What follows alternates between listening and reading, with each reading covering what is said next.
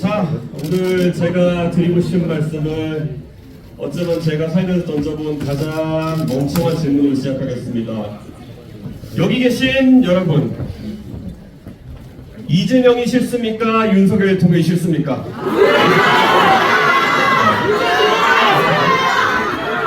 이 자리에 모인 많은 분들이 사실 각자의 정당에서 꿈을 실천하기 노력하다가 결국에는 믿을 수 없는 야만적인 힘들에 의해 가지고 결국 이 자리에까지 오게 된 것은 저희가 부인할 수밖에 없는 현실입니다. 약간 처지겠지만 이렇게 시작하겠습니다. 우리는 각자의 정당에서 이 위치에 오기까지 힘싸움에서 졌습니다. 그런데 제가 오늘 드리고 싶은 말씀은 그게 진정한 승리로 거듭나기 위해서 어떻게 해야 되는지 말씀드리고 싶습니다. 우리가 졌던 것은 우리가 주장하는 것이 잘못되었기 때문에 졌던 것이 아닙니다. 그렇지 않습니까? 여기 계신 분들 중에 파란색이 몸담고 계셨던 분들은 아마 어느 시기에도 경험해보지 못한 가장 야만적인 방식으로 상대를 억누르고 악마화하는 그런 사람들에 의해서 뜻을 펴지 못했을 것입니다. 그렇지 않습니까? 그런데 그것과는 조금 더 다른 차원으로 검찰 대통령이 되더니만은 저는 당내에서 윤리위를 쓰는 사람은 또 처음 봤습니다. 어쨌든 그 과정이 어땠던지 간에 전무후무한 방법들로 인해서 각 당의 대표를 지냈던 사람들이 새로운 길을 모색한다는 것은 엄청난 위기에 봉착한 우리 정치의 현실을 이야기한다 생각합니다. 동의하십니까?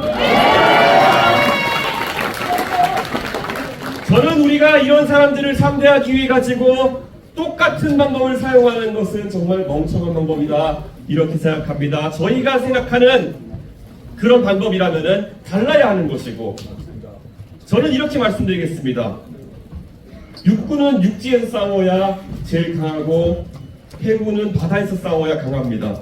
공군은 하늘에서 싸워야 강합니다. 우리가 해야 될 가장 중요한 첫 번째 소명은 지금까지 진흙탕 속에서 싸워왔던 그 정치의 전장을 바로 새로운 미래로 옮기는 것입니다. 그렇지 않습니까, 여러분?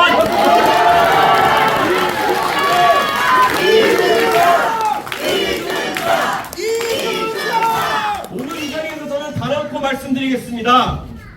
결국 우리 국민들은 일부를 제외하고는 이미 윤석열 대통령이 나쁘냐 이재명 대표가 나쁘냐에 대한 판단을 마쳤습니다. 둘 다 나쁩니다. 그렇지 않습니까? 우리가 이 자리에서 모인 이유가 그 사람들을 응징하기 위해서라면은 우리 국민들은 국민과 함께 새로운 미래를 찾는다는 이 구호에 동조하지 않을 것입니다. 우리가 새로운 미래를 위해서 국민들을 끌어올리려면은 어쩌면 우리를 이 위치에 오게 만들었던 그 사람에 대한 그런 분노를 잠시 멈추고 우리를 간절히 기다리고 있는 국민들의 마음을 헤아려서 미래를 제시해야 된다 이렇게 생각합니다. 예전에 역사를 되돌려서 우리는 살펴볼 필요가 있습니다. 과거에 서로 다른 이력을 갖고 활동해왔던 민주화의 영웅들이 한 사람은 목포에서 한 사람은 거제도에서 통영에서 살아왔던 그 사람들이 때로는 다르게 또 언젠가는 같이 모여가지고 이뤄낸 것이 민주화의 역사였습니다. 우리는 기억합니다. 그 당시에 그들이 모일 수밖에 없었던 이유는 위기가 있었기 때문입니다. 어떤 사리사욕을 앞세운다 하더라도 그것이 민주주의의 위기보다 앞설 수 없었기 때문에 그들은 뭉쳐서 민추협을 이루고 같이 당을 이루어서 싸웠던 것입니다. 그렇지 않습니까, 여러분? 오늘 이 자리에서 우리가 모인 여러분들과 함께 차이를 논하자면은 끝이 없을 것입니다. 그런데 우리가 공통점을 찾자면은 아마 대한민국의 위기가 무엇인지에 대해서 합의하는 것에부터 시작할 수 있다고 저는 생각합니다. 저는 이렇게 확신합니다. R&D 예산을 왕창 깎아버린 윤석열 정부 때문에 위기에 빠진 대한민국의 과학기술과 교육의 미래가 걱정되는 것이 양양자 의원의 위기의식이라면 여러분 받아주시겠습니까?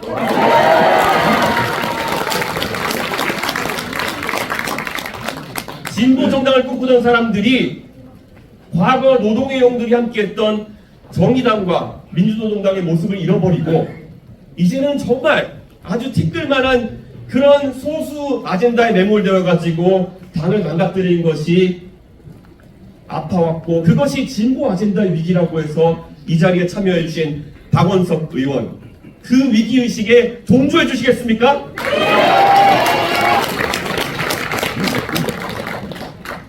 정말 민주주의의 위기를 겪으면서 박근혜 대통령의 공직기관 비서관이 그걸 해소하기 위해서 민주당까지 왔는데 그에 못지않은 당내 독재를 경험하면서 그것을 바로잡겠다고 나선 조응천 의원의 위기의식 정당하지 않습니까 여러분?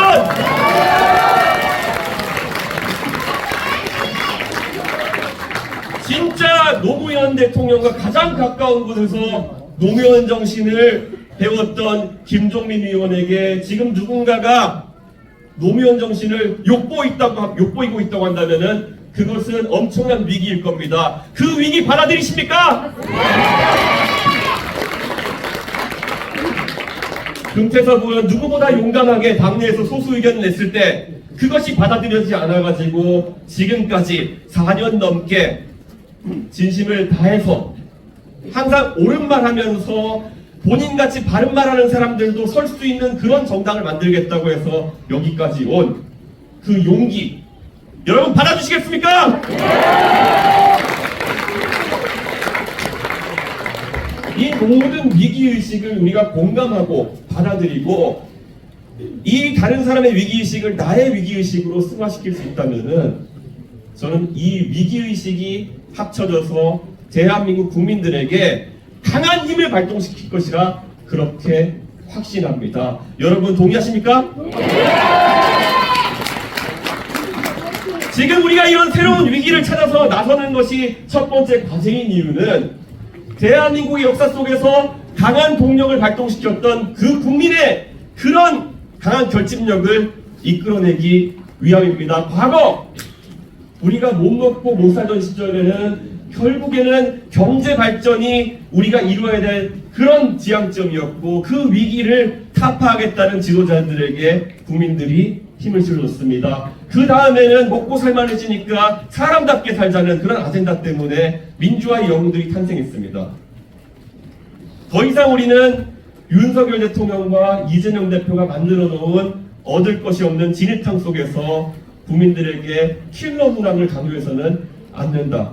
저는 그런 생각을 합니다. 동의하십니까?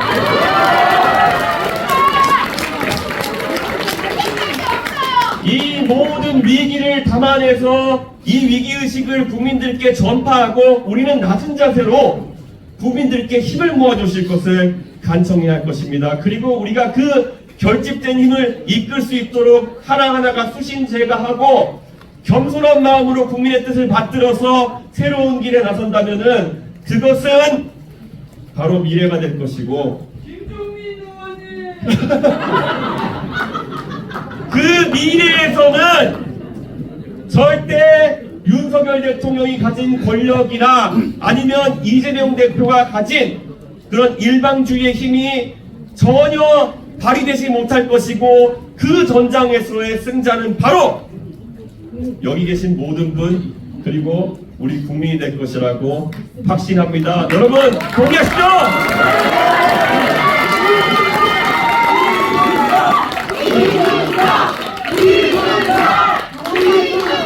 마지막으로 이 위기를 우리가 해결할 수 있다는 국민들에게 믿음을 주려면 결국에는 과거 민주화의 영웅들도 때로는 넘지 못했던 사리사욕의 고를 아니면은 약간의 이기심의 고를 넘어야 될 것이라고 생각합니다.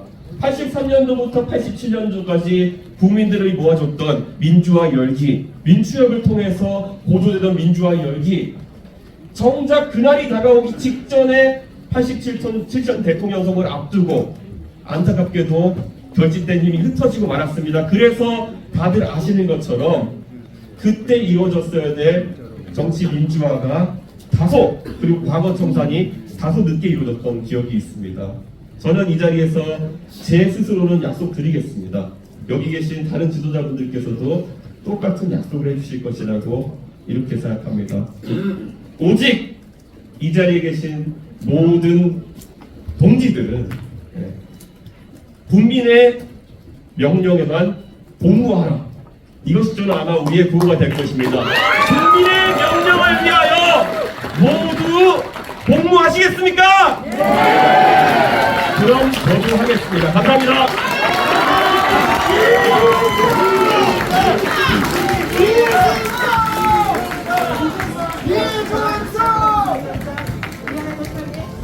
너무 감동적인 연설을 해주셔가지고